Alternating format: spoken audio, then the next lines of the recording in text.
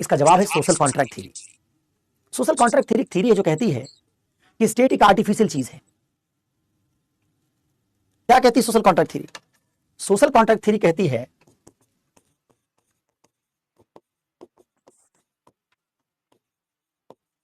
इसके हिसाब से स्टेट मीन्स है, साधन है, और साधन बनाए जाते हैं। जैसे ये कैमरा लगाया गया, बोर्ड लगाया गया, this is kind of mean. क्यों लगाया गया?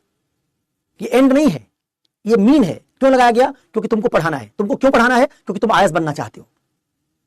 तो जब कुछ स्टूडेंट सिविल सर्विसेज को क्रैक करके आईएएस बनना चाहते हैं, ये ऑब्जेक्टिव है, तो उस ऑब्जेक्टिव को अचीव करने के लिए हमने ऑनलाइन क्लास का आइडिया बनाया। ऑनलाइन क्लास चलाने के लिए हमने कैमरा बनाया, कैमरे के साथ इस बोर्ड का सेटअप लगाया, और फिर ये पूरा स्टूडियो क्रिएट किया, और स्टूडियो क्रिएट करके आप तक क्लास पहुंचानी शुरू की। ठीक वैसे सोशल कॉन्ट्रैक्ट थ्योरी कहती है कि स्टेट एक मीन है जो कुछ सर्टेन एंड्स को पूरा करने के लिए बनाया गया है। यानी स्टेट था नहीं, जैसे स्टूडियो बनाया गया वैसे स्टेट भी बनाया गया है। कैसे बनाया गया? अब अलग अलग थिंकर्स कहते हैं कि अलग अलग कारण से बनाया गया, लेकिन सबका कॉमन आइडिया क्या है? इनका कॉमन आइडिया कि एक सामाजिक समझौता हुआ, एक सोशल कॉन्ट्रैक्ट हुआ, जहां सारे ह्यूमन बींग्स इकट्ठा हुए होंगे। वो किसी बात से परेशान रहे होंगे या खुश रहे होंगे। जैसे हॉब्स कहता परेशान थे, क्योंकि स्टेट बनने से पहले नेचुरल स्टेट थी। नेचुरल स्टेट का मतलब प्राकृतिक अवस्था थी, राजनीतिक राज्य नहीं था। उस प्राकृतिक अवस्था में कोई कानून वानून थे नहीं, लॉज वगैरह थे नहीं, कोई राइट्स वगैरह का कॉन्सेप्ट था नहीं। तो हर समय लोग झगड़ते रहते थे और एक दूसरे को मारते काटते रहते थे। तो वो जो नेचुरल स्टेट था स्टेट बनने से पहले वाला, वो बड़ा वायलेंट था। उसमें बार्बरिज्म था, बर्बरता थी, वायलेंस था, नेस्टी था बहुत। लोगों की लाइफ बड़ी छोटी थी। हॉब्स कहता है कि पावरफुल से पावरफुल आदमी कभी मारा जा सकता था, क्योंकि हर आदमी, हॉब्स कहता है हर आदमी को सोना पड़ता था। बहुत पावरफुल हैं आप, तो भी आपको 24 घंटे में 3-4 घंटे तो कभी कभी सोना पड़ेगा। कमजोर आदमी क्या करेगा? इंतजार करेगा कि आप पावरफुल हैं, आप सोएं, और आपके सर पे एक पत्थर मारेगा, आप खत्म। तो पावरफुल से पावरफुल आदमी उस समय डरा हुआ था, क्योंकि कमजोर आदमी भी उसको मार सकता है। हॉब्स कहता है इसी फियर से बाहर निकलने के लिए और अपने राइट्स को प्रोटेक्ट करने के लिए सारे इंसानों ने मिलकर एक सोशल कॉन्ट्रैक्ट किया, और सोशल कॉन्ट्रैक्ट से अपने राइट्स को प्रिजर्व करने के लिए स्टेट बनाया। तो स्टेट राइट्स को प्रिजर्व करने के लिए बनाया गया। रूसो कहता नहीं ऐसा नहीं था, नेचुरल स्टेट बहुत अच्छी थी, ह्यूमन बींग्स बहुत मिलजुल के रहते थे। तो जैसे आप देखते हैं ना फिल्मों में होता है कि दो परिवार है, उनके बीच बहुत गहरी दोस्ती है, तो कहते हैं चलो अपनी दोस्ती को फॉर्मल बना दें, दोस्ती को रिश्तेदारी में बदल दें। इधर इस परिवार में एक लड़का, उधर एक लड़की, दोनों दोस्तों ने अपने लड़के और लड़की की शादी कर दी और वो रिश्तेदारी में बदल गई।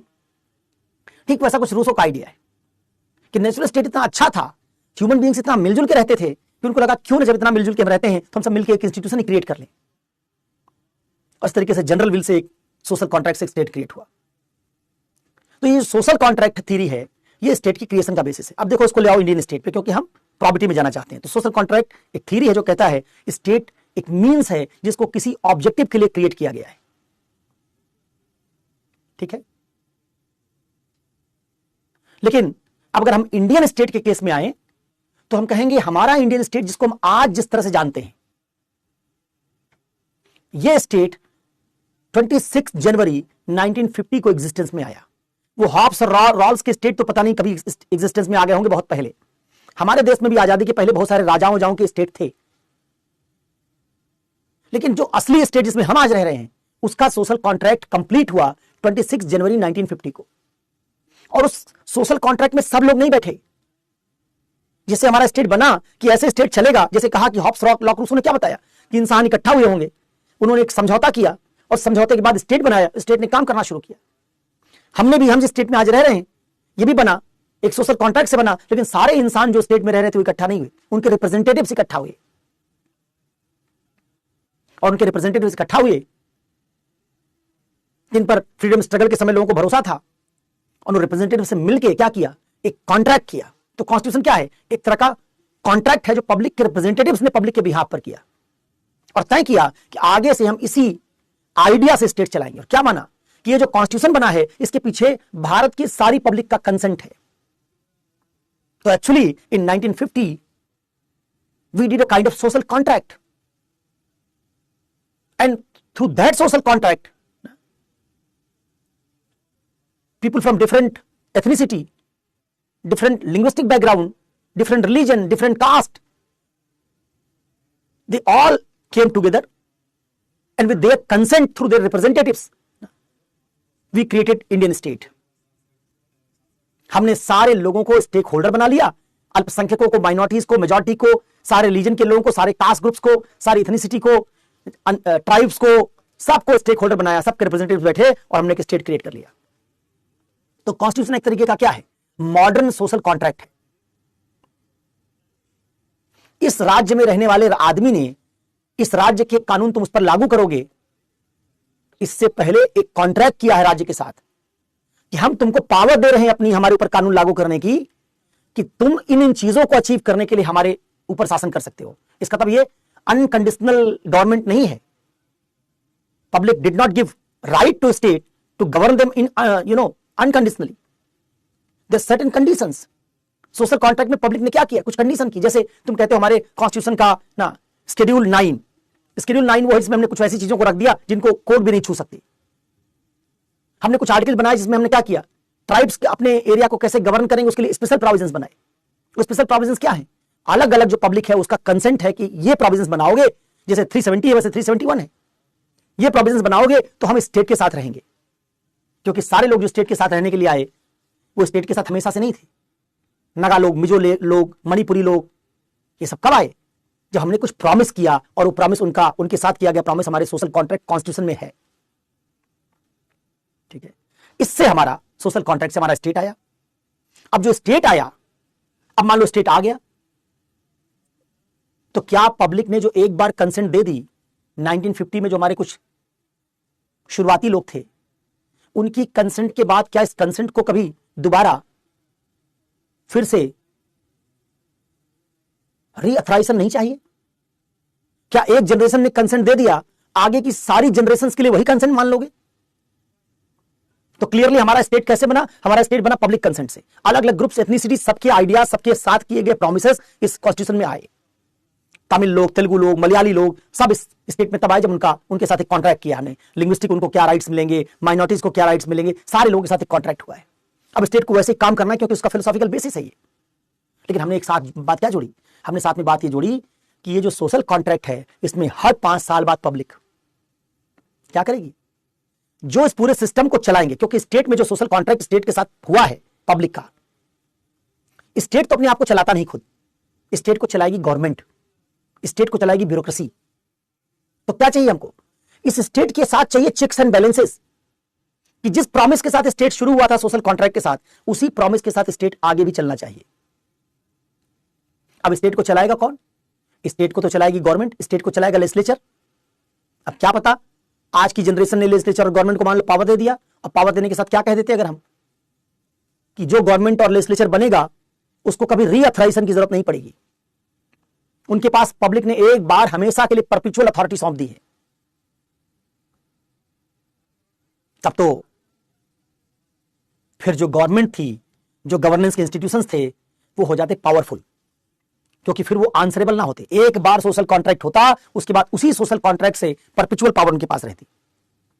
लेकिन ऐसा नहीं हुआ. हमने क्या कहा?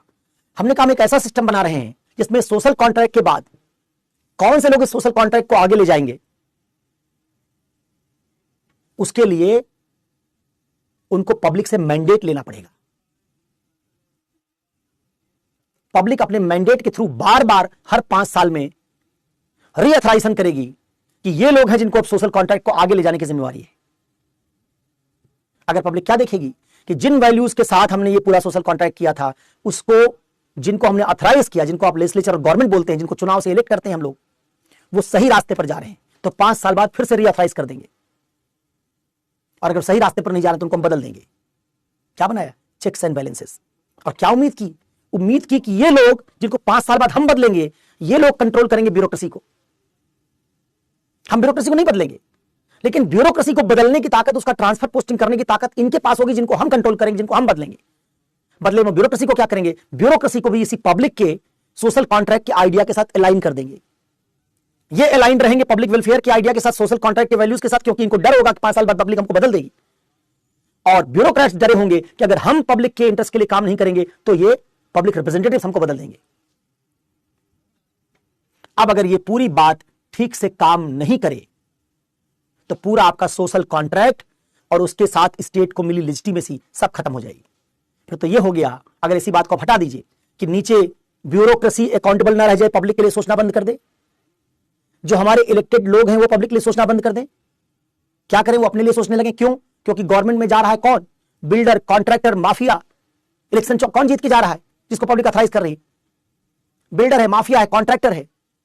उसको सोशल कॉन्ट्रैक्ट में कोई फेथ नहीं है। जो सोशल कॉन्ट्रैक्ट किया गया था वो पब्लिक के वेलफेयर के लिए नहीं जा रहा है, उसमें इंटीग्रिटी नहीं है।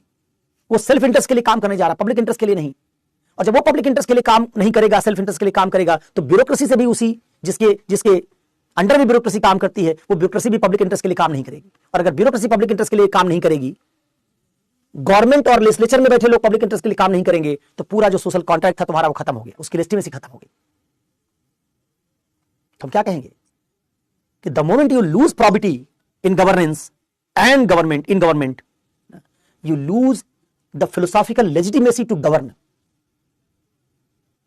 सरकार के पास कोई ताकत नहीं हमारे ऊपर शासन करने की। ब्यूरोक्रेसी हमारे लिए कोई डिसीजन नहीं ले सकती है। ब्यूरोक्रेसी 1 रुपए भी सैलरी ड्रॉ नहीं कर सकती है। उसकी सैलरी, उसकी डिसीजन मेकिंग, सरकार के हमारे लिए कानून बनाने की सारी ताकत कहां से जुड़ी हुई है? हमारे साथ किए गए सोशल कॉन्ट्रैक्ट से कि तुम इक्वलिटी के लिए, तुम जस्टिस के लिए, जो हमने आइडियल के साथ सोशल कॉन्ट्रैक्ट करके स्टेट बनाया था, उसको ताकत दी थी, उसी के लिए काम करोगे। और कब पॉसिबल होगा? जब गवर्नमेंट और ब्यूरोक्रेसी में प्रॉबिटी बनी रहेगी। जिस आइडियल के लिए हमने स्टेट बनाया था, उसी आइडियल के लिए जब कमिटेड होगी गवर्नमेंट, पॉलिटिशियंस और ब्यूरोक्रेट्स, तो वो सोशल कॉन्ट्रैक्ट वैलिड बना रहेगा। और वैलिड बना रहेगा तो गवर्नमेंट और ब्यूरोक्रेसी की लेजिटिमेसी बनी रहेगी। लेकिन अगर आपने उन सारे आइडियल्स को हटा दिया, पब्लिक अकाउंटेबिलिटी को हटा दिया, डेमोक्रेटिक डिसीजन मेकिंग को हटा दिया, तो बेसिकली आपने क्या कर दिया? आपने उस सोशल कॉन्ट्रैक्ट से अलग एक पैरेलल सिस्टम खड़ा कर लिया है, जहां पॉलिटिशियन मनमानेपन से डिसीजन ले रहे हैं, जहां ब्यूरोक्रेट पब्लिक के लिए अकाउंटेबल होने के बजाय अपने इंटरेस्ट को सर्व कर रहे हैं। तो उसकी लेजिटिमेसी तो कहीं स्टेट में है ही नहीं। तो हम ये कहते हैं कि if we do not have property in governance, then basically governance and bureaucracy have no legitimacy whatsoever to govern and rule, to take decisions. Every institution of government and bureaucracy related to, associated with bureaucracy or civil services, they get their legitimacy through public mandate, through social contract. And social contract and this legitimacy is dependent upon the probity in governance. That is how this idea of probity is very essential with